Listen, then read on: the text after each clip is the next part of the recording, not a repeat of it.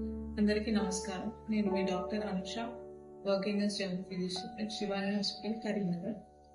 వర్షాకాలంలో వచ్చే ఆరోగ్య సమస్యలు, తగు జాగ్రత్తల గురించి చెప్పడానికి నేను ముందుకు వచ్చాను. వర్షాకాలంలో ముఖ్యంగా వచ్చేవి సర్ది, దగ్గు, జ్వరం, శ్వాసపూర్త సంబంధించిన వ్యాధులు. వీటికి మెయిన్గా అయితే డ్రాప్లెట్ ఇన్ఫెక్షన్ ద్వారా వస్తాయి. దీనికి మెయిన్గా అయితే మాస్క్ ధరించాలి పబ్లిక్ ప్లేసెస్కి వెళ్ళినప్పుడు.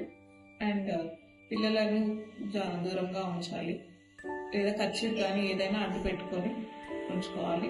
ప్లస్ వాటర్ కూడా మంచి కాగబెట్టుకున్న నీళ్ళు తాగవలసి ఉంటుంది. ఇంకా వేరే వ్యాధులు ఉంటే దోమకాటు వల్ల వచ్చే డెంగ్యూ కానీ మలేరియా కానీ ఈ వర్షాకాలంలో ఎక్కువగా ఉంటాయి. దీనికి మనం పరిసరాలను పరిశుభ్రంగా ఉంచుకోవాలి. ఏదైతే నిల్వ ఉండే నీరుని తీసేసి ఎప్పుడు శుభ్రంగా ఉంచుకోవాలి. దీనివల్ల మనం ఆరోగ్యాన్ని మెయింటైన్ చేసుకోగలుగుతాం. Stay happy and stay healthy.